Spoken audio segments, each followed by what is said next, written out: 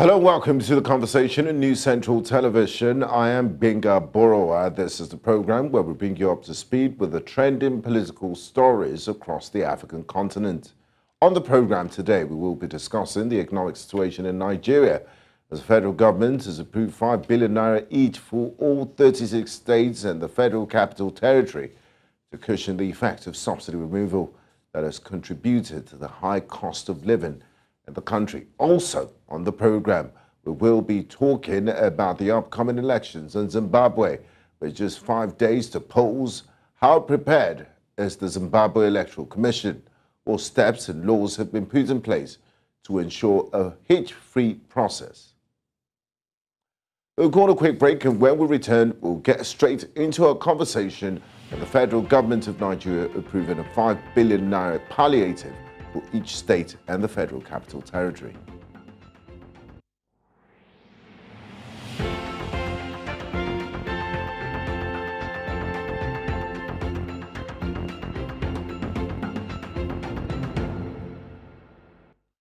Nigeria's President Bola Ahmed Tinubu has revealed plans to provide 185 billion naira in palliatives to all states in the country, including the Federal Capital Territory, to mitigate the impact of petrol subsidy removal.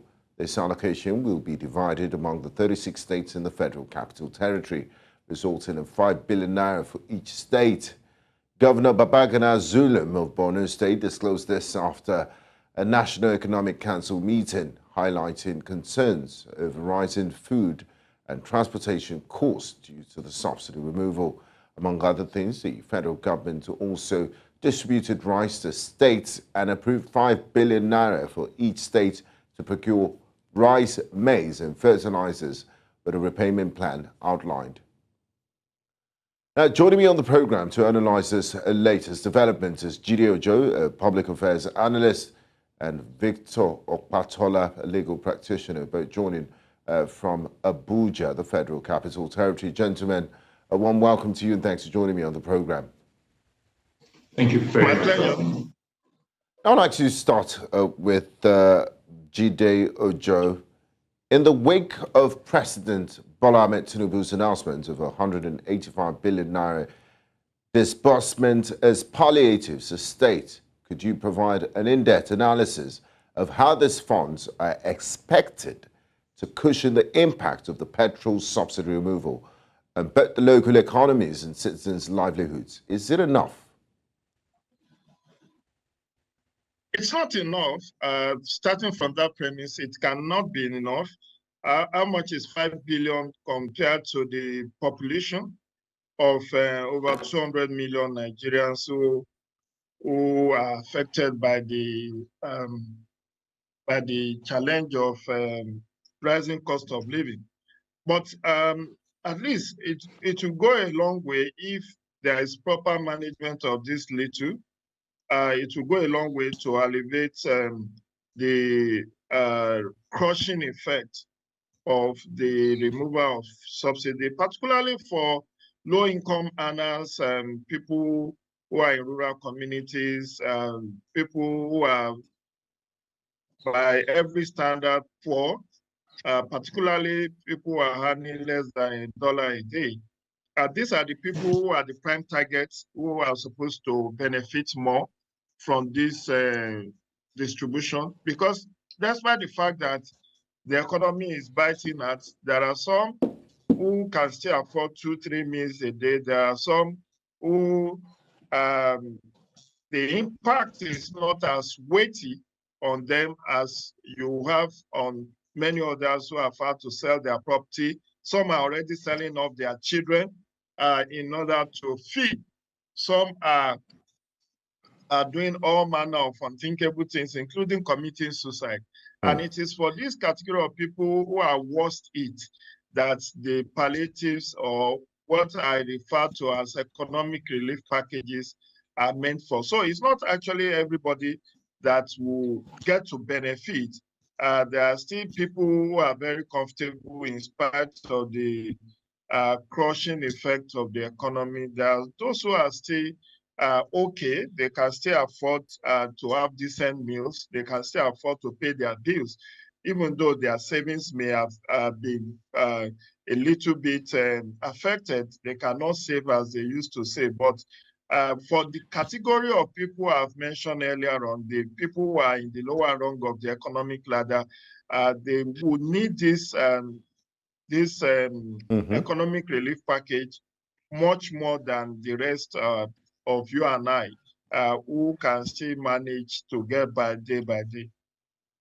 Thank you very much, Gideon Joe. I'd like to bring in Victor into the conversation, Victor Patola. Now, Victor, the National Economic Council has expressed concerns over rising costs of food items and transportation due to the removal of subsidy. Can you delve deeper into the specific economic and social ramifications of these cost increases and how the allocated funds might mitigate them effectively? Thank you. Now that we're here, like I said in my recent interview, what the federal government is doing now is what it ought to do previously. This economic policy, this removal of subsidy is a form of shock therapy. And all over the world, shock therapy are not just done suddenly. Economic policies such as these are not done suddenly. You gradually ease the people into fundamental and important economic policies such as this.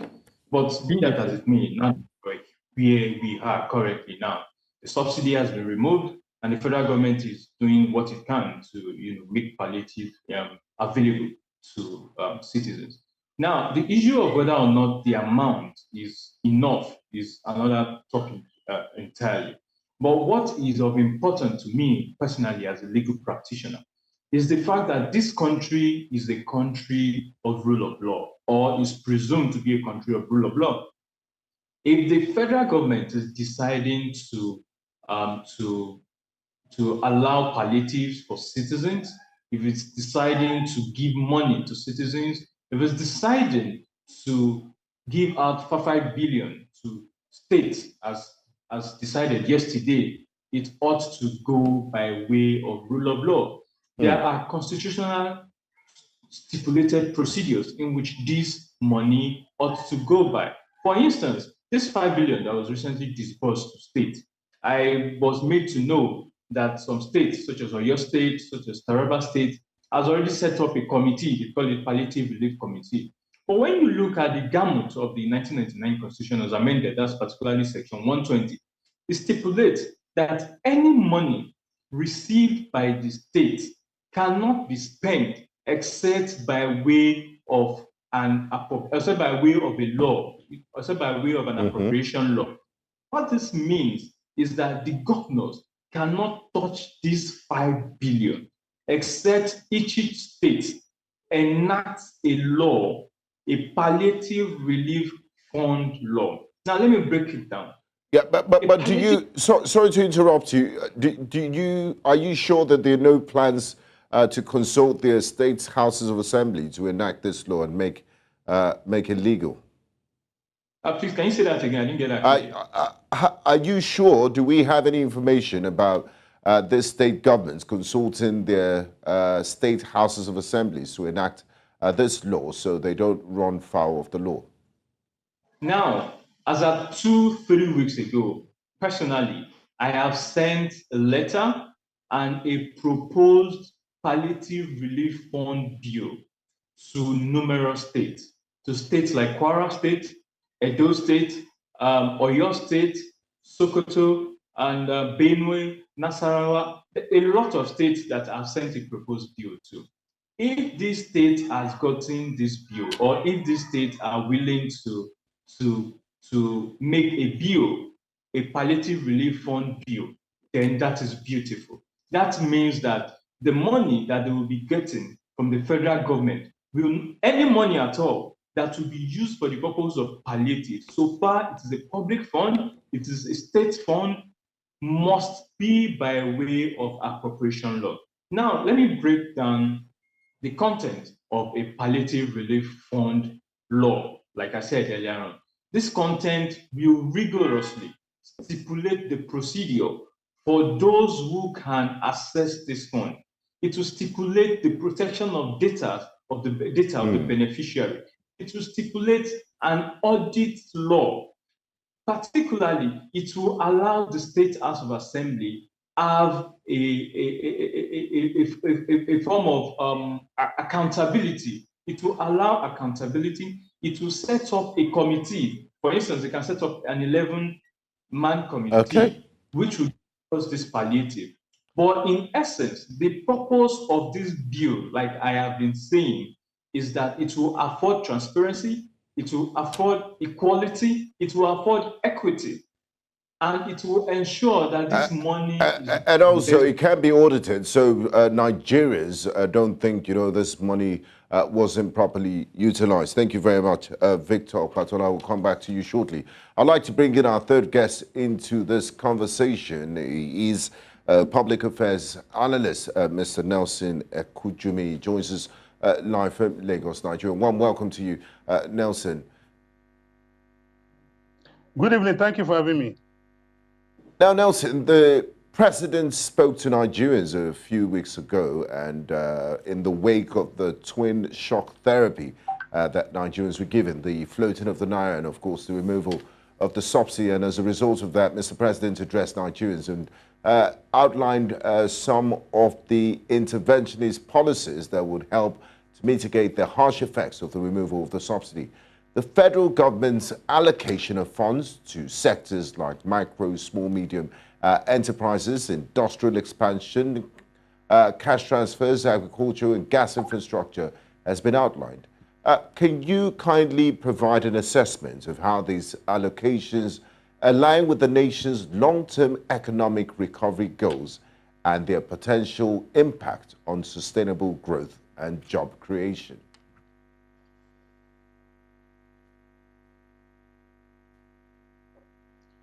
Well, thank you very much. If you can hear me loudly, I can hear you clearly. Go ahead, please. Because the audio is not too good. Is not good enough. But the truth of the matter is that with regards to the government policy in easing the pains occasioned by the removal of fuel subsidy, we have seen the government outline some measures.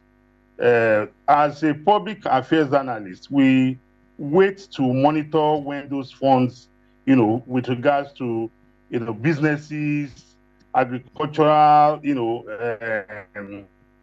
institutions or farmers, when those ones will have, their own piece of the cake. But as we speak, we are aware from the National Economic Council meeting that, states have been, allotted 5 billion naira each for, grains and other what have you to pushing the effect. And listening to your other guests, I think it behoves on us all to recognize that this is a collective responsibility. And in that case, one will call on, the National Assembly, the oversight committees, to ensure that, they monitor the disbursement of these palliatives, as well as the state, houses of assembly, like you mentioned, not to forget, civil society organizations, community-based organizations, faith-based organizations, and what have you. Because if we allow these palliatives to go unmonitored, anything could go wrong. And so that we are not told stories, I'm not, I'm not prejudging, the integrity of those who will be distributing these palliatives, because I know definitely the palliatives will not be distributed by the governors themselves. They will be distributed by the civil servants. And as human beings, it behoves on us all to recognize that, we have a responsibility to ensure that the palliatives get to those that is, originally intended for, such that, we'll be able, by our participation in this, will engender public confidence, in governance, as well as in our democracy. So I have no doubt in my mind that, the palliatives will be distributed. But, as citizens, as groups, as institutions, we all have a role to play in ensuring that tomorrow, if somebody comes out and say, oh, I didn't, receive the palliatives, we'll tell him or her, come on, not everybody can get. It's only, we only have a limited amount of palliatives. And it can only get to a limited amount of people, but the number of people that it has gotten to, we were part of the, stakeholders, we verified it, and we can affirm that it got to them.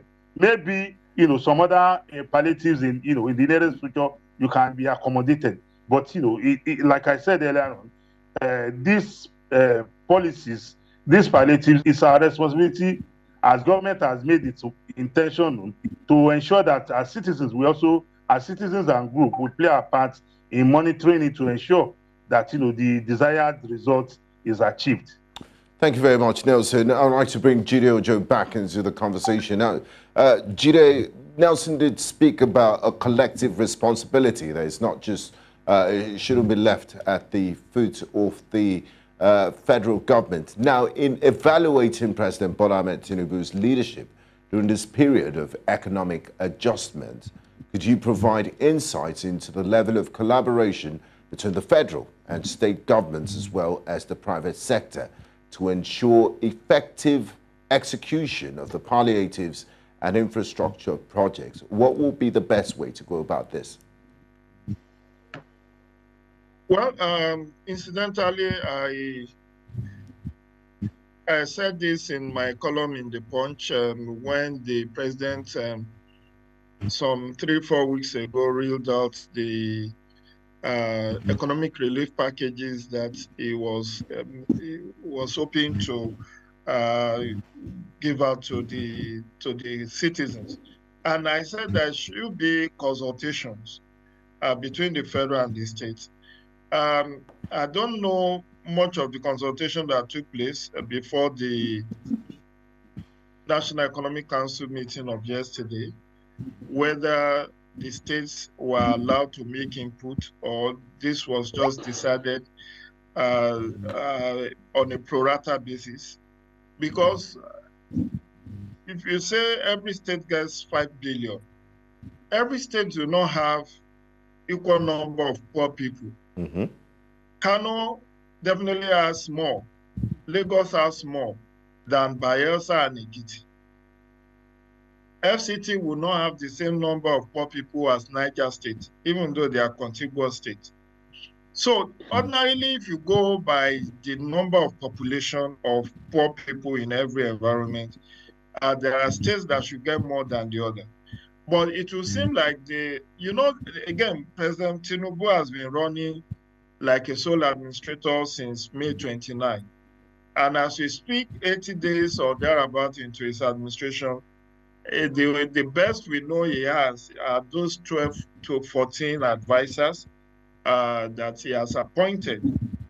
And 2 of them, or about 3 of them, has been upgraded to ministerial positions.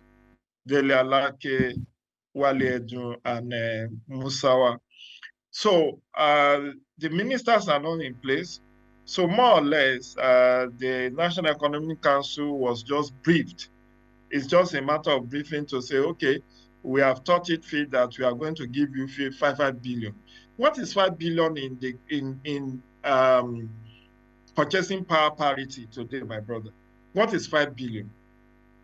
Given the devaluation of the currency, given the low purchasing power of the currency, the president himself said we have saved over 1 trillion since the removal of subsidy.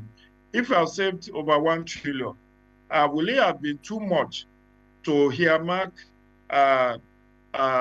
maybe 1 trillion for economic relief packages? The ones, and there's an aspect of the president's speech, which I said was not very clear when he made that speech like 3 weeks or 4 weeks ago. He said there will be state infrastructure support fund for the state. Is this 5 billion the infrastructure support fund that was mentioned, but without figure? Because if this is not if it is infrastructure support fund, then it already goes without saying that this is not meant for conditional cash transfer. This is not meant for any other thing but for enhancement of infrastructure. But it wasn't stated that it's for the infrastructure support fund. So I believe that's a different palliative measure, to put it that way. Yes. You are only hazarding a guess, because the only thing he mentioned in that speech, which caught my attention, is that there will be state infrastructure support fund for the states. And I said it will have been ideal to let us know how much is going to be involved, and was there proper consultation. I didn't think that there is proper consultation in coming up with this prorated 5 billion for every state.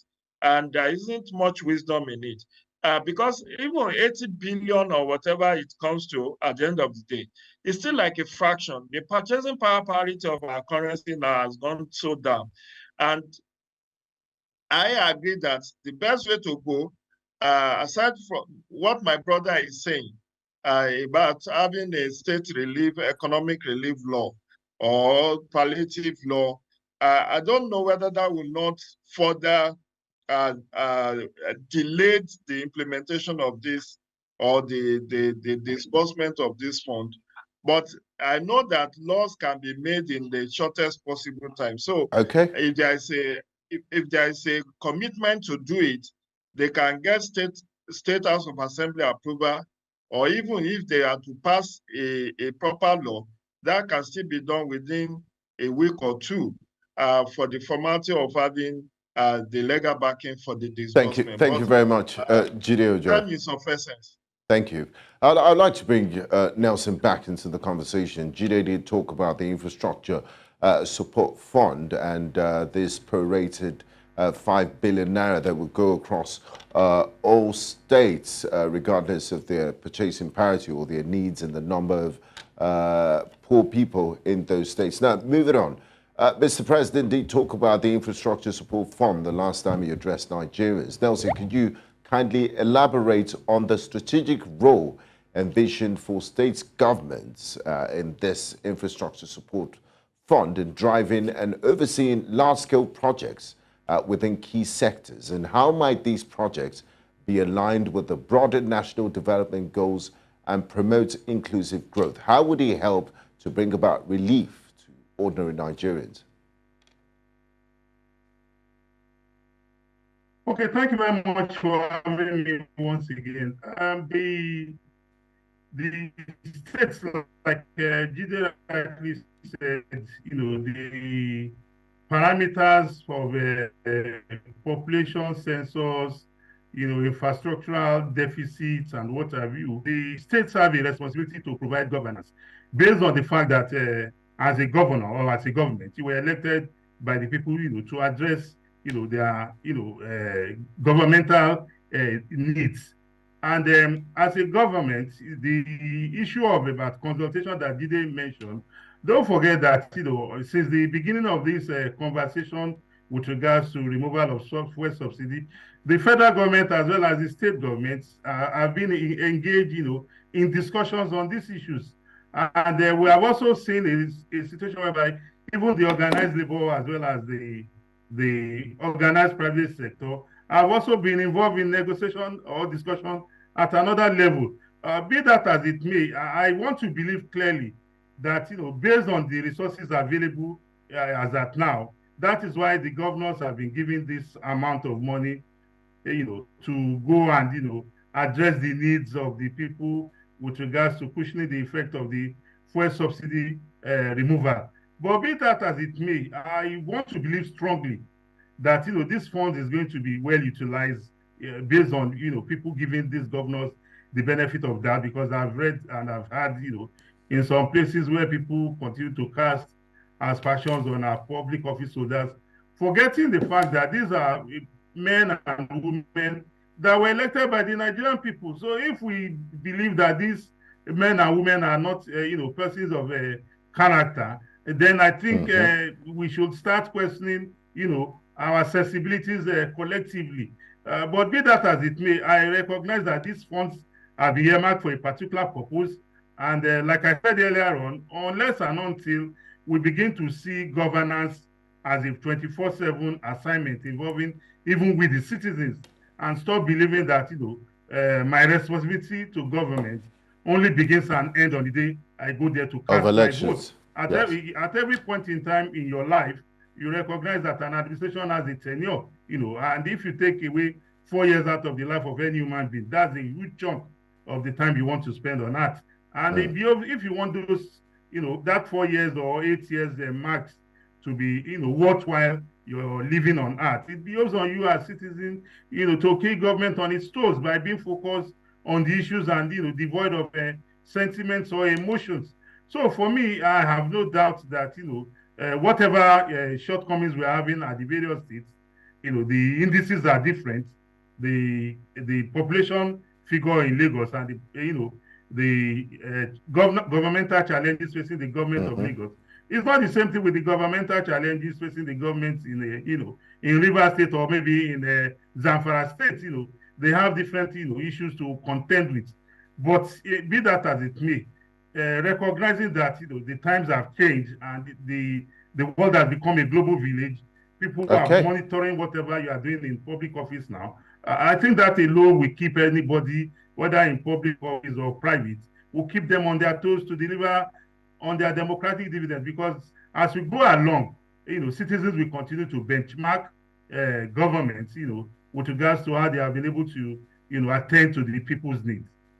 Thank you very much, Nelson. Before we wrap up, I'd like to come to Victor Okpatola. You did talk about the legal ambit of all of this in ensuring laws, in making laws to codify this disbursement of funds. And we do understand that we operate in a low trust environment, and there's a trust deficit between the people and the government. Now, in light of the varying economic capacities which Victor highlighted when he gave his submission, and developmental needs across states, what mechanisms or safeguards are in place to ensure equitable distribution and efficient utilization of the 185 billion palliative funds, and of course the subsequent infrastructure support funds? If you can, in less than 30 seconds, if you can answer in less than 30 seconds, I appreciate it, because we're fast run out of time. Thank you. The issue is that the way the laws ought to be drafted ought to be rigorous and detailed. For instance, the proposed bills that I sent to various state House of Assemblies is quite rigorous and detailed. It stipulates the criteria in which individuals who can access that fund, the criteria they must meet. It stipulates the particular amount that should be designated for women who are not so privileged in the society. It stipulates a particular way in which transportation subsidy should be used by way of government. It stipulates so many things. So, due to the want of time, what I would say is that there are numerous ways. I'm a lawyer. I understand there are numerous ways in which the instrumentalities of the law can be used to ensure that this fund is effective. And thank you very much. I wish we could go on, but we're fast run out of time. I'd like to say a big thank you to our distinguished analysts and resource persons, Julio Joe, Public Affairs Analyst, Victor Okpatola, a legal practitioner, and of course, Nelson Kujumi, Public Affairs Analyst. I do appreciate your contribution and your time to the program. Thank you.